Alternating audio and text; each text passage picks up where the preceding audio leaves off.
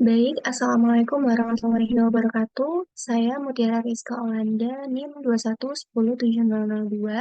Di sini akan mempresentasikan dan juga menjelaskan terkait progres dari laporan akhir magang MPKM yang saya jalani dan topik permasalahan yang saya teliti yaitu berjudul Analisis Daya yang Terselamatkan pada Penggantian KWH Meter Tua dengan KWH Meter Baru oleh PT PLN Persero. Dosen pembimbing saya yaitu Bapak Yulian Zeta Maulana, STMT. Oke, di sini ada agenda atau poin-poin apa saja yang akan saya presentasikan. Jadi sesuai dengan format laporan akhir yang diberikan, maka yang pertama itu ada bab 1, yaitu pendahuluan. Isinya adalah pertama latar belakang, lalu yang kedua rumusan masalah, yang ketiga tujuan kegiatan, dan yang keempat manfaat kegiatan. Lalu bab kedua adalah prosedur kerja, berisi yang pertama deskripsi penugasan kerja dan yang kedua teori dasar pendukung. Nah, oleh karena ini masih progres dari laporan akhir sehingga saya baru mengerjakannya sampai di bab 2 prosedur kerja. Baiklah, langsung saja kita masuk ke pembahasan yang pertama, yaitu bab 1 pendahuluan, dimulai dari latar belakangnya. Jadi, hal yang melatar belakangi saya untuk mengambil topik permasalahan berkaitan dengan analisis daya yang diselamatkan dari penggantian KWH meter tua dengan yang baru adalah, pertama karena posisi saya di magang PLN ini adalah sebagai junior technician penyambungan dan juga pemutusan, sehingga pekerjaan saya kurang lebih berkaitan dengan, pemasangan dan juga pemutusan dari KWH meter oleh pelanggan. Nah, KWH meter sendiri itu kan alat yang dipakai oleh PLN untuk mengukur dan juga mencatat pemakaian konsumsi energi listrik yang digunakan atau dikonsumsi oleh pelanggan. Nah, selama saya magang, saya cukup sering ikut dengan petugas lapangan maupun dengan pegawai PLN yang melakukan pemasangan KWH meter di pelanggan, dan saya sering menemukan adanya permasalahan-permasalahan pada KWH meter tersebut. Nah, salah satu, masalah yang cukup sering terjadi dengan KWH meter itu adalah pertama, KWH meter yang buram, kemudian KWH meter yang macet. Jadi ketika misalnya, KWH meter digital, angkanya itu dipencet, maka tidak muncul sesuai di layar KWH meternya, layar LCD KWH meternya. Lalu yang ketiga, KWH meter yang usang dan tua. Nah, salah satu permasalahan yang saya ambil untuk teliti dari KWH meter ini adalah KWH meter yang sudah tua. Nah, KWH meter yang sudah tua itu pasti mengalami beberapa masalah ataupun gangguan ataupun juga ketidaknormalan yang terjadi di pengukurannya. Nah, KWH meter yang sudah tua tersebut pastinya akan mengalami penurunan akurasi atau adanya ketidakpastian akurasi dari KWH meter tersebut. Nah, karena KWH meternya itu sudah lama dan jadinya KWH meter tersebut itu tidak bisa akurat dalam mencatat konsumsi energi pada pelanggan, seperti itu. Nah, penurunan akurasi tersebut itu bisa menyebabkan adanya kesalahan perhitungan ataupun pengukuran konsumsi energi yang digunakan oleh pelanggan. Nah, adanya kesalahan perhitungan pemakaian energi tersebut itu bisa menyebabkan kerugian bagi PLN sebagai penyedia layanan listrik. Kenapa? Karena ketika misalnya KWH meter yang dipakai pelanggan itu sudah tua atau sudah usang, sehingga tidak akurat lagi dalam mencatat pemakaian energi yang sebenarnya dilakukan oleh pelanggan. Jadi misalnya energi yang sebenarnya dipakai atau dikonsumsi pelanggan itu eh, 1.500 watt misalnya, tapi yang tercatat di KWH meter yang sudah tua itu hanya 1.400-an. Nah, di sana ada selisih energi antara pemakaian yang sebenarnya dengan pemakaian yang tercatat di KWH meter. Nah, selisih energi itulah yang bisa menjadi kerugian besar bagi PLN eh, sebagai penyedia layanan listrik. Nah, oleh karena itulah alasan yang melatar belakangi kenapa saya memilih untuk meneliti terkait dengan berapa daya yang bisa diselamatin dengan penggantian KWH meter itu tujuannya adalah untuk salah satunya mengurangi kerugian yang bisa ditimbulkan dari ketidakakuratan pembacaan KWH meter yang sudah lama tersebut, gitu. Jadi nanti mungkin saya akan melakukan semacam perbandingan atau komparasi antara, pemakaian atau rata-rata pemakaian, energi sebelum KWH meternya diganti dengan setelah KWH meternya diganti dengan yang baru. Di sana nanti akan terlihat bagaimana perbandingan, rata-rata pemakaiannya dan jika, mengalami peningkatan, maka, KWH meter yang baru tersebut bisa menjadi solusi penggantian KWH meter yang baru maksud saya bisa menjadi solusi untuk, menghemat daya dari KWH meter yang sudah tua. Oke lanjut, di sini ada rumusan masalah, jadi hal-hal apa saja yang mungkin akan saya teliti dalam, topik permasalahan ini. Yang pertama ada, apa faktor yang mempengaruhi penghematan daya saat melakukan penggantian KWH meter tua dengan KWH meter baru. Yang kedua, bagaimana perbandingan daya yang terbuang antara KWH meter tua dan KWH meter baru pada instalasi listrik. Dan yang ketiga, seberapa efektif proses penggantian KWH meter tua dengan KWH meter baru dalam mengurangi konsumsi daya yang tidak efisien. Lalu yang selanjutnya di sini ada tujuan. Jadi apa tujuannya? Yang pertama adalah untuk mengetahui faktor penghematan daya. Jadi dengan digantinya KWH meter yang sudah tua, yang sudah tidak akurat lagi pembacaan energinya dengan yang baru, maka di situ kita bisa tahu faktor apa saja yang bisa menghemat daya dari KWH meter yang sudah tua tersebut. Seperti itu. Yang kedua, tujuannya adalah untuk mengetahui perbandingan daya terbuang. Seperti yang saya katakan tadi, jadi nanti mungkin akan dilakukan perbandingan antara rata-rata pemakaian, sebelum KWH meternya diganti, yang mana itu masih menggunakan KWH meter lama, dan, ketika energinya itu sudah diganti dengan KWH meter yang baru, seperti itu. Nah, dari situ kita bisa mengetahui berapa perbandingan daya yang terbuang, itu akibat kesalahan pembacaan dari KWH meter yang lama. Nah, selisih daya yang terbuang tersebut, itu bisa menjadi kerugian yang besar untuk PLN. Sehingga kita perlu mengetahui perbandingan daya tersebut supaya bisa, dicegah atau dihindari, gitu, supaya mengurangi risiko terjadinya kerugian. Dan yang ketiga, untuk mengetahui seberapa efektif penggantian KWH meter tersebut. Jadi, seberapa efektif ini nanti mungkin akan dilihat dari apakah ada peningkatan pemakaian energi setelah KWH meter yang lama itu diganti dengan yang baru, seperti itu. Jadi ketika misalnya, setelah KWH meternya itu diganti dengan yang baru dan ternyata terjadi peningkatan, maka itu menunjukkan bahwa KWH meter yang baru itu lebih akurat dan juga lebih baik dalam perhitungan energinya. Sehingga, eee, dengan mengganti KWH meter yang tua dengan yang baru, itu bisa menjadi salah satu solusi yang efektif untuk, PLN, seperti itu. Lalu ada manfaat, di sini yang pertama adalah mengurangi risiko kerugian perusahaan.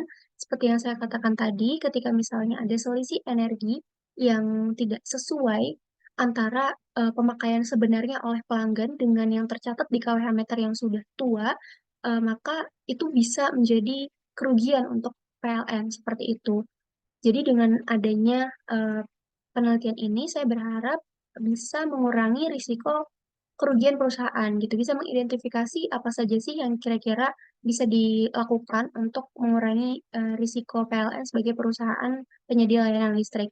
Yang kedua, informasi optimasi penggunaan energi. Jadi dengan dilakukan penggantian KWH meter yang baru, diharapkan bisa membantu mengoptimalkan, penggunaan energi yang digunakan oleh pelanggan.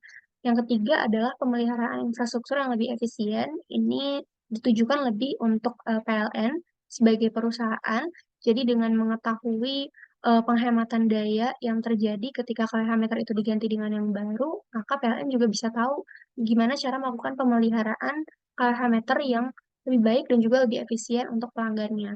Yang keempat, yaitu terkait kesadaran akan konservasi energi dan efisiensi listrik. Jadi dengan dilakukan penggantian KWH meter itu diharapkan pelanggan ini juga bisa, mengerti bagaimana cara menghemat, daya dari konsumsi listrik yang digunakan sehingga, tercipta edukasi dan juga pengetahuan dan kesadaran atau awareness dari pelanggan untuk, menggunakan listrik itu seefisien mungkin. Lanjut yang kedua yaitu terkait dengan prosedur kerja. Jadi bagian yang pertama itu adalah deskripsi penugasan kerja. Nah, sesuai dari format laporan yang diberikan, deskripsi penugasan kerja ini berisi apa saja pekerjaan yang saya lakukan selama magang di PLN dan juga pengalaman atau keterampilan apa yang sudah saya dapatkan dari melakukan pekerjaan tersebut. Nah, jadi posisi saya di PLN ini adalah sebagai junior technician penyambungan dan pemutusan, dan untuk unitnya sendiri saya eee, sebenarnya di unit induk distribusi atau PLN UID Jakarta Raya, tetapi penempatannya itu di UP3 atau Unit Pengaduan Pelayanan Pelanggan di Cempaka Putih, Jakarta Pusat. Nah, eee pekerjaan saya sebagai junior technician penyambungan dan pemutusan itu ada beberapa job, jadi ada beberapa hal yang saya kerjakan. Nah, tapi pada dasarnya, yang saya kerjakan di PLN itu adalah saya membantu mentor saya sekaligus, sebagai pegawai di bagian penyambungan dan pemutusan, untuk menginput dan juga mengolah data, dari pelanggan gitu. Karena saya ditempatkannya di UP3, ya unit pengaduan pelayanan pelanggan, jadi saya, tugasnya itu ya berkaitan langsung dengan pelayanan pelanggan, seperti itu. Jadi ketika misalnya ada pelanggan yang memiliki kendala ataupun gangguan terhadap, penggunaan listriknya, biasanya kan pelanggan itu akan, mengadukannya itu entah itu di aplikasi PLN Mobile ataupun melalui call center PLN, ataupun juga dengan datang langsung ke loket PLN. Nah, dari situ, kendala atau gangguan kendala atau gangguan, pelanggan itu disebutnya dengan work order gitu. Jadi setiap ada pelanggan yang mengalami masalah, itu saya akan mendapatkan satu work order namanya atau WO. Nah, WO ini nanti akan saya kelola atau, akan saya input di aplikasi terpusat PLN, namanya adalah AP2T atau Aplikasi Pelayanan Pelanggan Terpusat. Nanti saya akan, menginputkannya itu di aplikasi tersebut, gitu. Nah, apa saja sih yang saya inputkan, atau pekerjaan apa saja yang saya lakukan? Yang pertama adalah terkait dengan pasang baru KWH meter.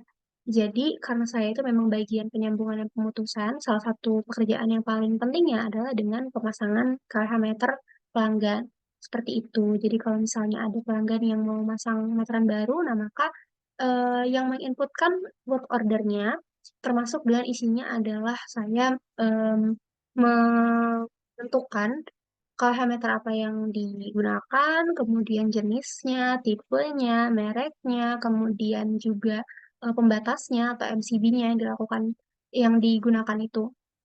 Apa saja mereknya, tipenya, jenisnya, dan berapa panjang kabel yang digunakan, seperti itu, teknisnya terkait dengan bagaimana pemasangan KWH meter pelanggan itu adalah pekerjaan yang saya lakukan di penyambungan dan pemutusan. Nah, pengalaman atau keterampilan yang saya dapatkan dari, pemasangan KWH meter itu adalah saya jadi tahu gimana cara, petugas lapangan itu atau pegawai itu melakukan instalasi listrik yang dilakukan di rumah pelanggan biasanya gitu, walaupun sebenarnya pelanggan PLN itu tidak cuma untuk keperluan rumah tangga, ya jadi ada beberapa jenis pelanggan. Biasanya, ada pelanggan yang melakukan KWH meter untuk, keperluan rumah tangga, ada juga untuk keperluan perusahaan, industri, komersil, sosial, dan lain sebagainya. Dari situ saya jadi tahu bagaimana cara memasang, instalasi listriknya. Dari pemasangan KWH meternya, pemasangan kabelnya, MCB-nya, dan lain sebagainya. Lalu yang kedua, pekerjaan yang saya lakukan yaitu perubahan daya KWH meter. Jadi salah satu pekerjaan di penyambungan dan pemutusan itu adalah melayani pelanggan yang ingin melakukan perubahan daya, gitu. Biasanya, eee, pelanggan yang sering saya dapatkan itu adalah untuk keperluan rumah tangga. Jadi biasanya mereka mau, menaikkan daya gitu dari 900 menjadi 1.300 watt misalnya. Nah itu bagian saya untuk, mengolah, work order-nya gitu. Nah untuk pengalaman dan keterampilan yang saya dapatkan, saya jadi tahu gimana cara, meningkatkan dan juga menurunkan kapasitas daya listrik. Terus saya juga jadi tahu, ketika misalnya pelanggan itu mau melakukan perubahan daya, ada beberapa jenis gitu, atau ada beberapa, eee, kasus misalnya kalau dari, prabayar ke pascabayar, maka itu harus diganti juga meterannya gitu. Tapi kalau misalnya dari prabayar, ke prabayar ingin melakukan perubahan daya, maka itu hanya perlu diganti MCB-nya aja, meterannya nggak perlu diganti, seperti itu. Jadi, saya jadi tahu hal yang seperti itu. Lalu yang ketiga yaitu ada bongkar rampung.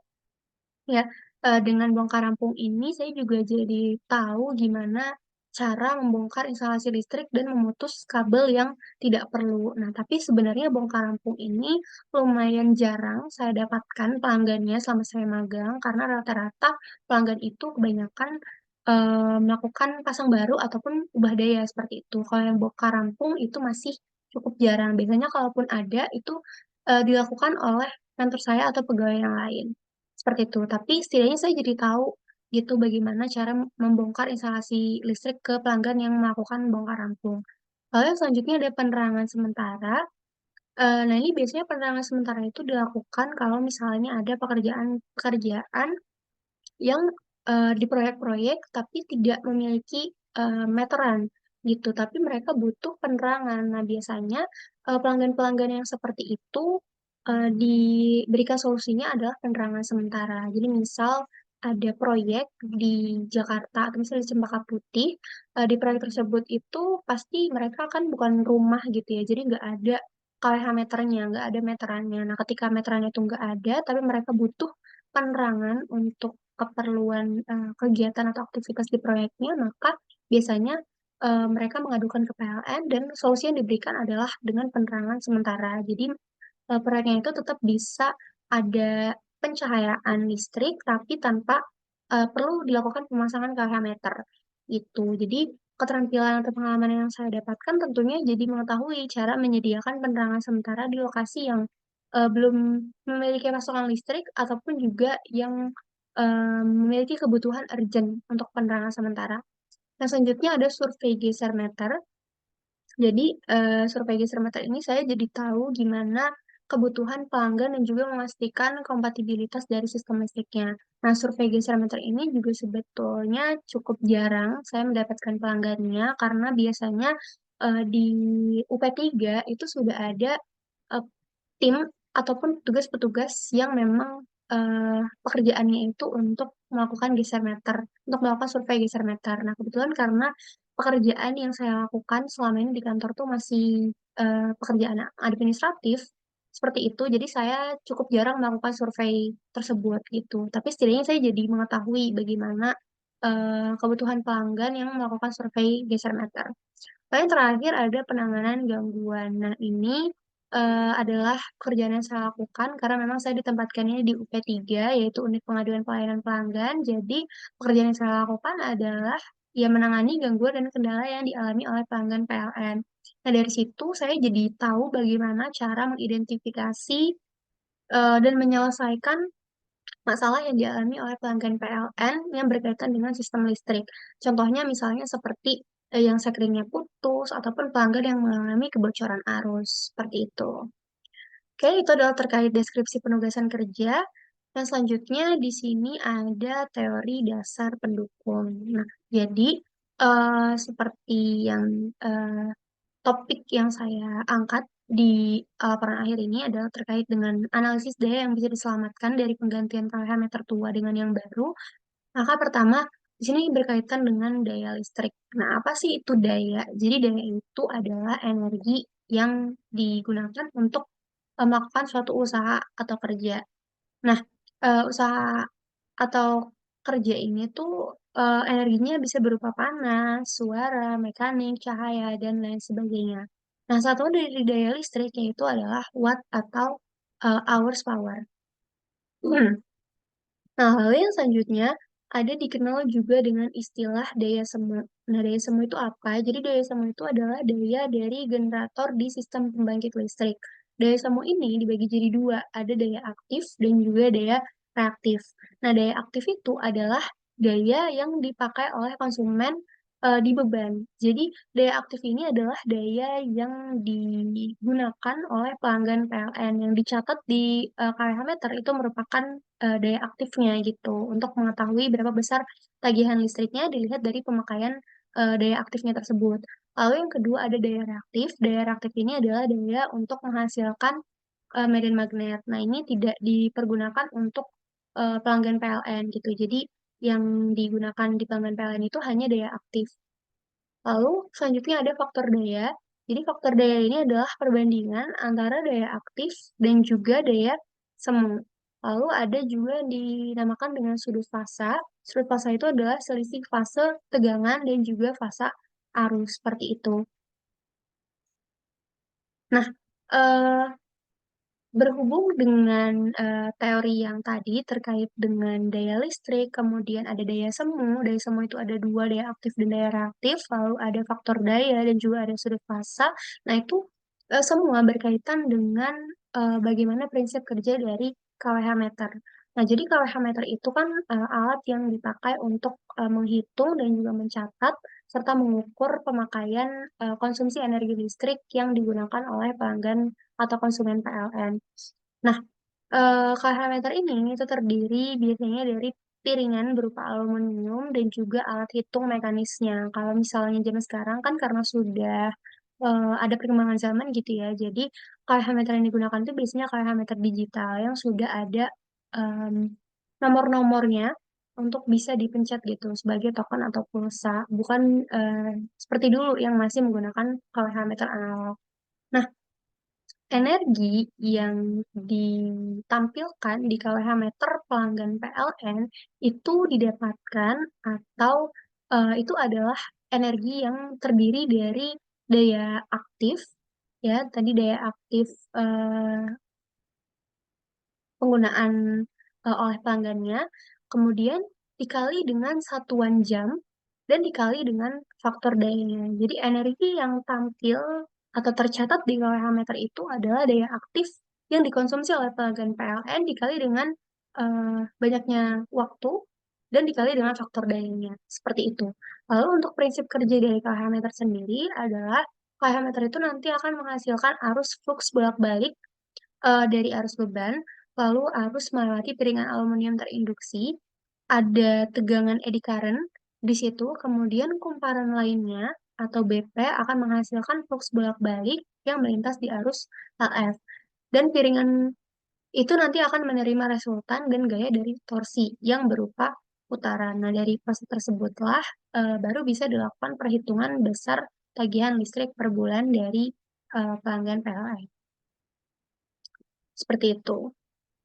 Nah, kemudian adanya ketidaknormalan yang terjadi di kWh meter itu bisa disebabkan karena beberapa faktor. Entah itu karena kWh meternya macet, lalu ada kWh meter yang buram, jadi pemakaian energinya itu tidak terlihat di kWh meternya dan juga kWh meter yang sudah tua. Nah, rata-rata kWh meter sebelum diganti dengan kWh meter yang sudah diganti, itu biasanya nanti akan mengalami peningkatan gitu. Jadi seperti yang mungkin sudah saya jelaskan di latar belakang tadi, nanti eh, saya mungkin akan melakukan perbandingan rata-rata pemakaian energi yang dilakukan oleh pelanggan PLN gitu. Jadi ketika misalnya sebelum kWh meternya itu diganti dan setelah kWh meternya diganti itu harusnya mengalami peningkatan. Seperti itu. Ketika terjadi peningkatan tersebut, maka bisa dikatakan penggantian kWh meter yang baru itu merupakan solusi dari permasalahan ini. Nah, upaya pemeliharaan dari alat pengukuran dan pembatasan atau disebut dengan APP itu ada beberapa. Yang pertama itu adalah dengan melakukan penggantian kWh meter yang sudah tua dan juga melakukan upaya P2TL eh, untuk memeriksa pelanggan yang berpotensi melakukan pelanggaran ataupun kurang tagih seperti itu. Nah, jadi di penelitian ini nanti saya akan melakukan evaluasi seberapa besar daya yang bisa diselamatkan setelah kWh meter yang tua itu diganti dengan yang baru dan juga bisa mendapatkan data konsumsi energi sebelum kWh meternya diganti dengan sesudah kWh meternya diganti. Lalu akan dilakukan perbandingan sehingga mengetahui perbedaan yang signifikan. Sehingga harapannya adalah dengan kWh meternya itu dilakukan penggantian, maka akan terjadi peningkatan sehingga kWh meter yang baru itu jadi lebih akurat membaca meternya dan PLN sebagai perusahaan itu tidak akan mengalami kerugian akibat pelanggan yang masih menggunakan kWh meter tua yang sudah tidak akurat dalam pembacaan konsumsi energinya. seperti itu. Baik, mungkin, cukup sekian progres dari laporan akhir, magang MBKM saya dengan topik permasalahan analisis daya yang bisa diselamatkan dari penggantian KH tertua dengan yang baru. Cukup sekian, mungkin, untuk yang selanjutnya akan, lanjut ke progres terkait dengan metode kerja, pengambilan data, hasil pembahasan, kesimpulan, dan lain sebagainya di, eee, presentasi laporan akhir program MBKM, seperti itu. Cukup sekian dari saya. Wassalamualaikum warahmatullahi wabarakatuh.